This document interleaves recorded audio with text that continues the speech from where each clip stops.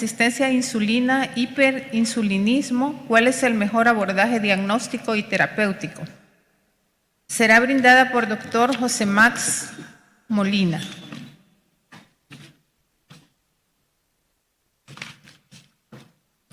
El doctor Max Molina es graduado en Medicina General de la Universidad Evangélica de El Salvador, especialidad en Medicina Interna, Hospital Nacional Sacamil, subespecialidad en Endocrinología General, Instituto Nacional de Ciencias Médicas y Nutrición, Salvador Subirán, México, Distrito Federal. En su experiencia laboral, ex jefe del Servicio de Endocrinología del Instituto Salvadoreño del Seguro Social, actualmente médico agregado al Servicio de Endocrinología, consultorio de especialidades en el Instituto Salvadoreño del Seguro Social. Asociaciones, ha sido presidente de la Asociación Salvadoreña de Endocrinología, Diabetes y Nutrición y subdelegado de El Salvador ante la Asociación Latinoamericana de Diabetes. Con nosotros dejo a mi querido amigo el doctor Max Molina.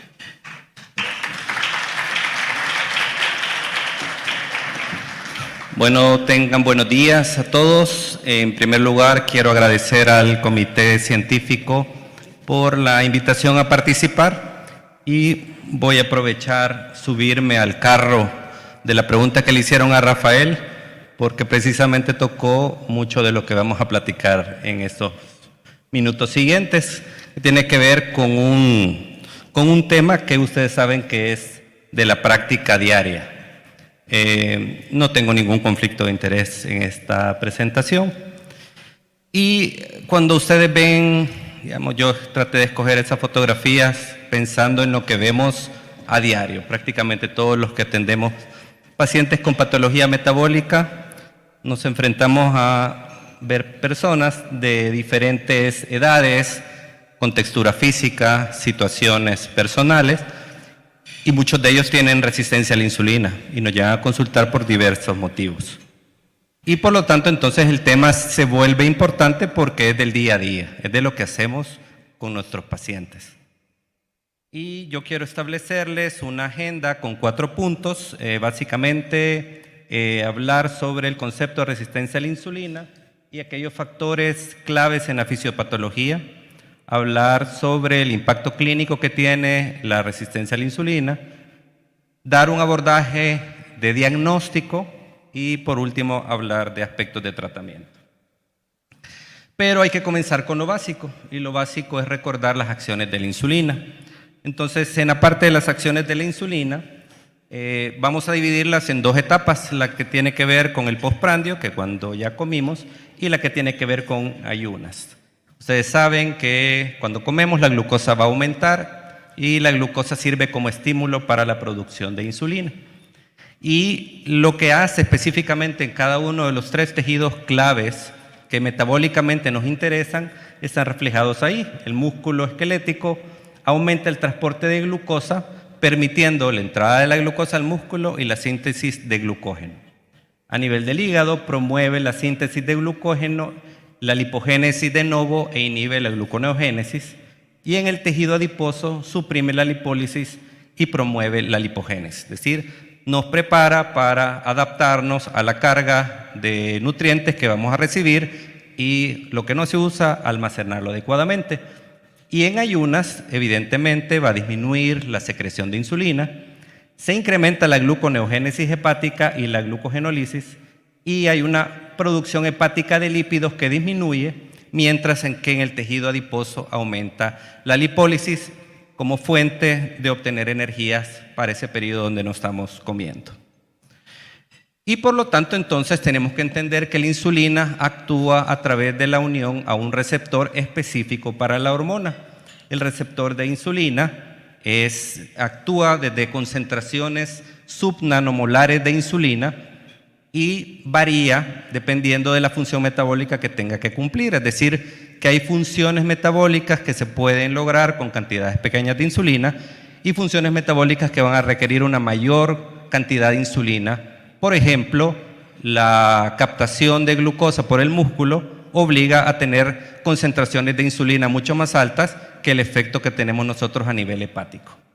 Es un receptor transmembrana que tiene 2 subunidades y que se fosforila en aminoácidos conocidos como tirosina. Es una autofosforilación y tiene un mecanismo de encendido y un mecanismo de apagado. Ese mecanismo de apagado se logra a través de procesos donde se da fosforilación en otros aminoácidos diferentes como son treonina y serina. Y cuando ven eso complejo, es para hablarles de que hay una serie de pasos que van en secuencia que logran efectos metabólicos de acuerdo al tejido donde lo necesitamos. Hay una proteína clave que es el sustrato del receptor de insulina, que es el que origina una cascada pendiente de las actividades metabólicas específicamente para glucosa que terminan con el evento final que es la translocación de transportadores específicos de glucosa desde el citoplasma a la membrana para poder captar la glucosa. Pero la función en glucosa no es la única, hay funciones también en lípidos y hay funciones también en proteínas, es decir, que la insulina influye en todas estas vías metabólicas. Esta es solo la parte relacionada con el funcionamiento metabólico del receptor. Hay otra parte que tiene que ver con una vía que conocemos como vía mitogénica, que tiene relación con desarrollo de tejidos. Por lo tanto, entonces, cuando ya tenemos este concepto, entramos a la parte de preguntarnos exactamente qué es resistencia a la insulina.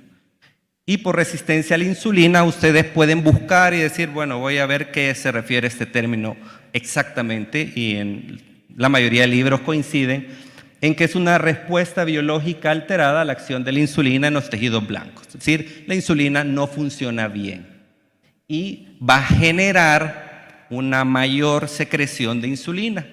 Desde esta óptica, la hiperinsulinemia se comporta como una consecuencia de una menor actividad o una menor acción de la hormona con su receptor. Hay una respuesta inicial, probablemente muy temprana y probablemente adaptativa, pero el mayor problema se da con la prolongación del fenómeno, es decir, la persistencia de la hiperinsulinemia genera problemas, que es lo que nosotros vamos a ir viendo después clínicamente. Hay causas genéticas, hay causas fisiológicas de resistencia a la insulina. Ustedes se recordarán de la pubertad, el embarazo, el envejecimiento a través de la pérdida del tejido muscular o la sarcopenia. Son situaciones donde se genera fisiológicamente resistencia a la acción de la hormona, pero el modelo más común es el adquirido y ahí sobresale el desarrollo de fenómenos de obesidad. La obesidad es la causa principal de que se puede desarrollar resistencia a la insulina. Lo más probable es que en los modelos, en las personas, hay una mezcla entre factores genéticos y factores adquiridos. Y clínicamente es reconocido por las consecuencias metabólicas que tiene, en este caso, las enfermedades que están asociadas, desde el síndrome metabólico hasta enfermedades como la diabetes, la enfermedad hepática metabólica, la enfermedad cardiovascular, etc. ¿Por qué es importante? Porque se convierte en un problema de salud. Y es un problema de salud porque es una condición que aumenta el riesgo de eventos cardiometabólicos por la prevalencia. El cálculo de la prevalencia está muy a la par del cálculo de la prevalencia del síndrome metabólico. Estamos hablando de prevalencias del 25 al 35%, es muy alta. Y este es uno de los primeros mensajes, no es o no puede ser considerada una enfermedad. Y antecede al desarrollo de la diabetes y la prediabetes. Pero en ese esquema, ustedes saben que nosotros conocemos que la hiperinsulinemia es una manifestación de resistencia a la insulina y hemos visto que puede ser una consecuencia, pero existe la posibilidad que no sea una consecuencia, sino también sea una causa. Y aquí vamos a entrar un poco entre qué fue primero, el huevo o la gallina, pero la hiperinsulinemia resulta de una disregulación entre lo que es la secreción de insulina y la depuración de insulina. Y ustedes pueden ver en el diagrama de su derecha cómo es multifactorial. sea que la hiperinsulinemia no solamente lo da la sensibilidad a la insulina, hay factores adicionales que pueden generar hiperinsulinemia.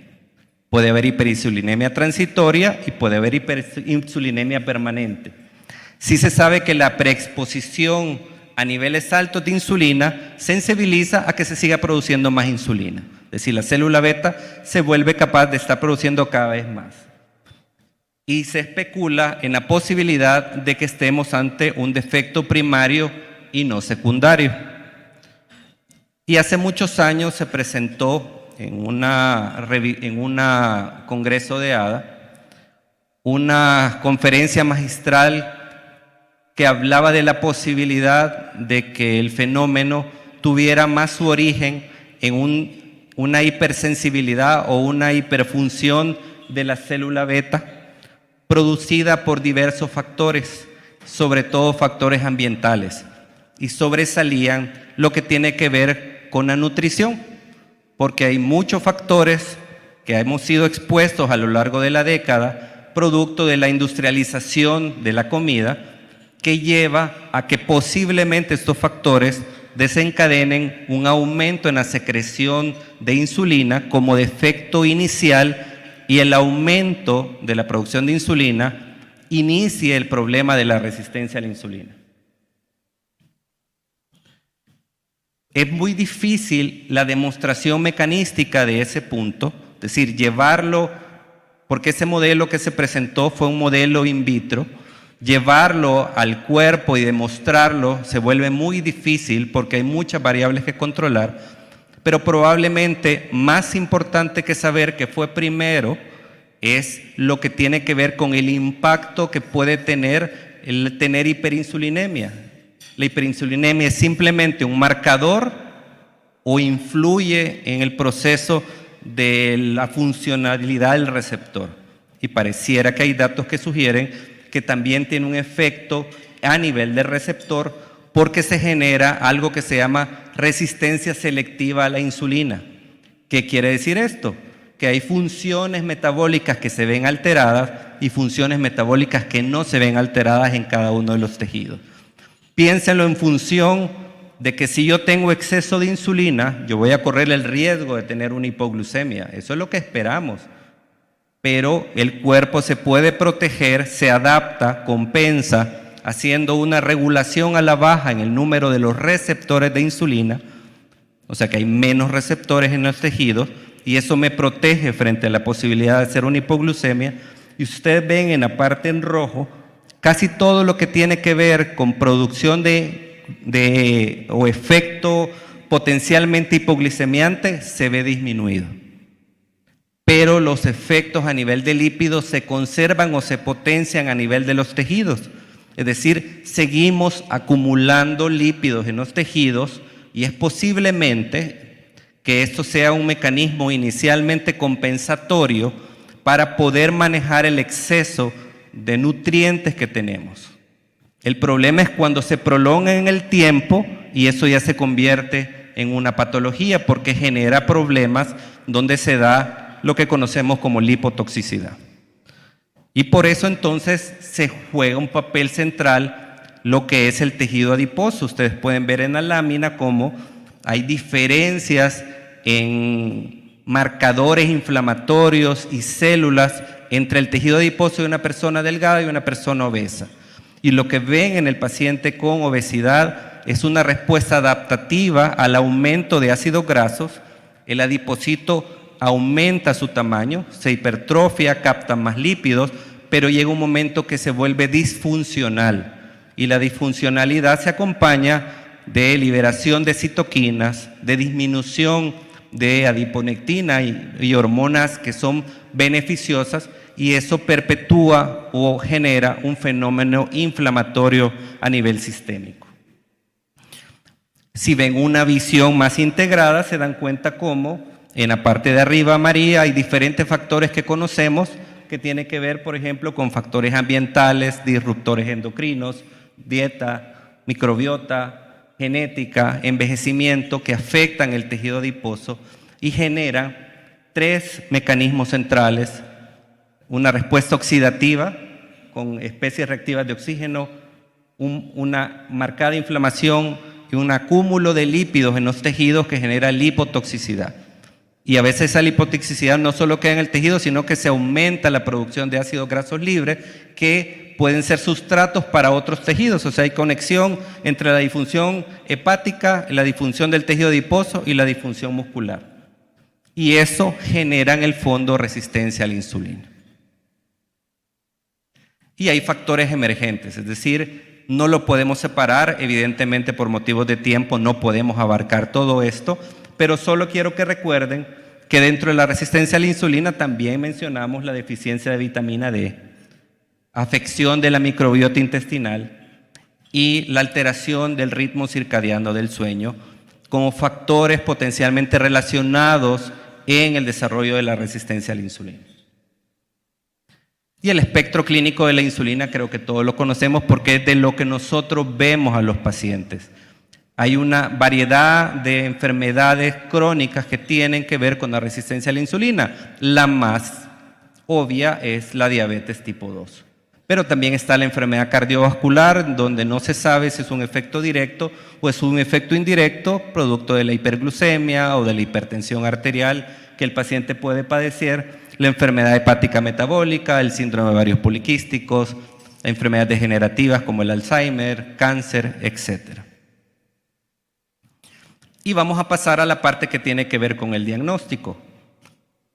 El diagnóstico de la resistencia a la insulina fundamentalmente es clínico. Existe la posibilidad de utilizar estudios para medir, porque a nosotros los médicos nos gusta medir cosas. Pero esos estudios han sido diseñados especialmente para la investigación clínica. Y hay estudios de medición complejos, siendo el gold estándar el clamp o pinza metabólica, que son de alto costo y solo se hacen en centros de investigación, y hay métodos alternativos que han sido diseñados utilizando glucosa e insulina, especialmente en ayunas, porque son prácticos, pero que nos sirven para poder estandarizar en estudios clínicos. No ha sido pensado para el consultorio, porque en el consultorio contamos con herramientas que es lo que las guías de hace mucho tiempo nos vienen diciendo. Si usted tiene un paciente que tiene factores de riesgo individuales, y ustedes los pueden leer ahí, y son los factores que venimos hablando desde hace mucho tiempo, porque son los mismos factores incluso para la diabetes. Y si ese paciente tiene marcadores en piel como acantosis o acrocordones, y usted complementa a través de un panel mínimo de pruebas como glucosa, presión arterial, valores de lípidos, y tiene normalidades, ese paciente lo más seguro es que tiene resistencia a la insulina. Si el paciente tiene todo, casi que sobra decir que la medición o la determinación de insulina viene siendo algo que no tenga tanto peso en el diagnóstico. Sin embargo, sí existen índices relacionados a la resistencia a la insulina, y el más conocido es el índice JOMA. El índice JOMA fue desarrollado por los años 70 y de hecho actualmente hay una versión que es el JOMA 2, pero que es a través de un sistema de computación, es decir, hay que incluso pedir la autorización para el uso cuando se hacen estudios clínicos. El JOMA tradicional involucra la utilización de glucosa cambiándolo por milimoles y multiplicándolo por la insulina entre una constante. Ahí hay un valor de corte, pero ese es discutible. Ya les voy a presentar algunos datos para demostrarles que eso no es tan cierto. Tiene ventajas porque es de fácil uso, es práctico, pero solamente me está hablando del punto de equilibrio en ayunas entre la glucosa y la insulina, y por lo tanto me está hablando del metabolismo hepático de la insulina con la glucosa. Tiene una buena correlación contra el gold estándar, en este caso el CLAMP, pero especialmente para aquel paciente que está normoglucémico, menos en el diabético porque depende que el paciente produzca insulina. Si no produce insulina no me sirve. Y hay estudios que demuestran que hay diversos puntos de corte de acuerdo a la población estudiada, es decir, que yo ocupe 2.5, otro ocupa 3, al final no nos ponemos de acuerdo sobre cuál es el punto de corte real que tenemos que ocupar, porque va a depender de las variaciones de los ensayos de insulina, o sea que hay diferentes métodos de laboratorio para medir la misma hormona, y luego los estudios poblacionales que se hagan para saber cuál es el valor para mi población. Ustedes pueden ver cómo, dependiendo de la población, varía el punto de corte. Sin embargo, hay algunos trabajos que se han hecho para población hispana en donde se ha demostrado que el punto de corte de JOMA es más alto que lo que tradicionalmente se ha venido manejando de 2.6. En este trabajo, el punto de corte propuesto por los investigadores era de 3.80. Entonces, nuevamente estamos en el problema de que si no tenemos un punto de corte exacto, la utilidad del JOMA en la práctica es más difícil. No se quita que es un predictor de salud, es predictor de desenlaces. Y sobre todo, ustedes pueden ver cómo puede ser predictor de desenlaces como diabetes, eventos vasculares en forma de MACE, hipertensión arterial, y la asociación con cáncer u otro tipo de patología es menor. Y hay nuevos índices de resistencia a la insulina, los cuales pueden ser prácticos, porque eso lo tenemos disponibles en el consultorio. Ustedes pueden ver en la parte de arriba cómo a partir del tejido hay un índice que puede ser más útil. Por ejemplo, hepático, el JOMA, muscular, el índice de Matsuda, el índice de adiposidad para el tejido adiposo, pero hay propuestas para el uso de un índice que involucra la utilización de triglicéridos y de glucosa. Es decir, en este índice no se utiliza la insulina. Y este índice tiene la ventaja de no ser específico del punto de equilibrio entre glucosa e insulina en un tejido en particular, es de bajo costo y tiene una correlación posible. Hay calculadoras para este índice, usted solo se mete y busca índice triglicérido glucosa y ya sale la tabla, usted pone sus niveles de triglicéridos y su nivel de glucosa y le calcula el índice. El índice identifica riesgo de hipertensión, identifica pacientes con enfermedad hepática metabólica, pero volvemos al mismo problema. ¿Cuál es el punto de corte? Y el punto de corte va a variar de acuerdo a la población. O sea que necesitaríamos realmente conocer en nuestra gente cuál es el punto de corte para utilizar este índice. Y luego vamos a la última parte que tiene que ver con el tratamiento.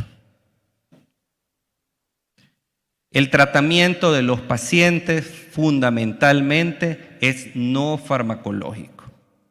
Y en el manejo no farmacológico de los pacientes, el primer elemento a tomar en cuenta es la pérdida de peso. Y lo que voy a tratar de presentarles son cuestiones puntuales y prácticas con respecto a la pérdida de peso. Lo primero es que las intervenciones que nos llevan a perder peso a través de la restricción de calorías con o sin ejercicio mejoran la sensibilidad a la insulina. O sea, perder peso es bueno. El efecto puede ser sostenido. Hay estudios que demuestran la durabilidad del efecto en la sensibilidad a la insulina a 1 año o año y medio mientras mantengamos la pérdida de peso. Y dependiendo de la cantidad de peso que perdamos, así es la intensidad en la mejoría de la sensibilidad a la insulina. Pero si tenemos reganancia de peso, nuevamente vamos a tener mayor resistencia de la que teníamos presentada. ¿Cuál es la ventaja? Que las pérdidas de peso moderadas, entre un 5 y un 10%, nos pueden permitir obtener beneficios en mejorar la sensibilidad a la insulina. Es decir, son pérdidas de peso alcanzables para muchos pacientes. No todos los individuos que tienen sobrepeso o obesidad van a tener resistencia a la insulina y por lo tanto el impacto de la pérdida de peso en la sensibilidad a la insulina va a ser menor en ellos. Y eso es uno de los puntos que no sé si ustedes habrán tenido experiencia, pero a mí me sucede que el paciente le dice a uno, mire doctor, yo no bajo peso porque tengo resistencia a la insulina.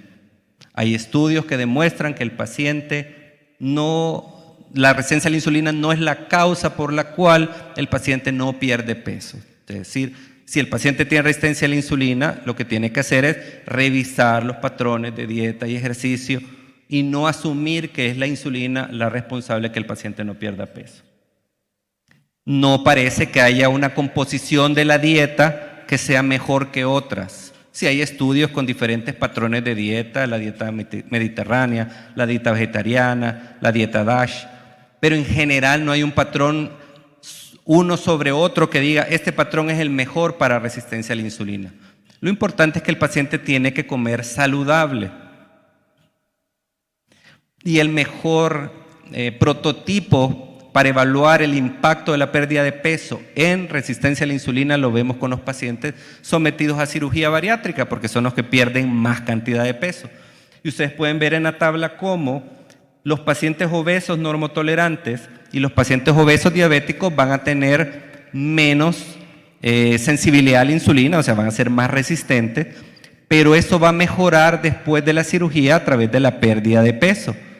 Sin embargo, ninguno de los dos grupos, a pesar de que mejoró la sensibilidad a la insulina, logró llegar a los valores de un paciente delgado normotolerante. Es decir, nunca vamos a corregir por completo la resistencia a la insulina a pesar de la pérdida de peso. Y hay una visión general de otros factores que es muy extenso también para tocar, que son aspectos nutricionales que se están desarrollando en el acompañamiento de los planes de alimentación de los pacientes.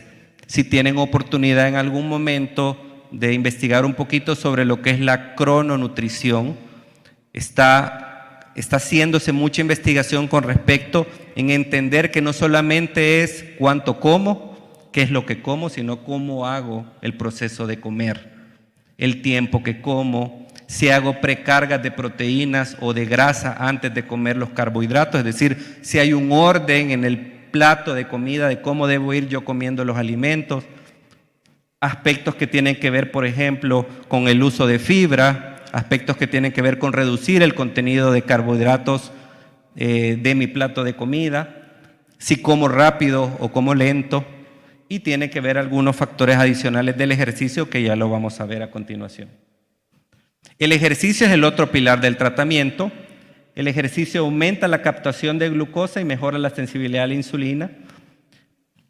Puede permitir mejorar la acción de la insulina o la acción, mejor dicho, de captar la glucosa por el músculo por mecanismos independientes a la insulina, o sea que hay dos mecanismos, un mecanismo que depende de la insulina y otro mecanismo independiente. La duración e intensidad del ejercicio va a generar una respuesta diferente, o sea, yo hago ejercicio más intenso y durante más tiempo y voy a tener mejor efecto. El efecto de una sesión de actividad física se mantiene por un corto periodo de tiempo, lo pierdo rápido. Si yo dejo de hacer ejercicio más de 2 o 3 días, yo pierdo los beneficios metabólicos que había obtenido. Por eso es importante explicarle al paciente que tiene que hacer ejercicio casi todos los días, porque si no, no va a haber ningún beneficio metabólico. Y el papel del ejercicio de resistencia o el ejercicio de fuerza, porque el aumento de la masa muscular va a permitir mejorar la sensibilidad a la insulina. Como les comentaba, el ejercicio puede mejorar la captación de glucosa del músculo a través de una vía dependiente de insulina y a través de una vía donde se involucra la contracción muscular, a través de la activación de una sinasa dependiente de AMP cíclico. El ejercicio mejora la sensibilidad a la insulina incluso sin que el paciente pierda peso. Es decir, el ejercicio forma parte importante del tratamiento de nuestros pacientes. Y los esquemas de cómo se van a hacer, esa es una prescripción de ejercicio.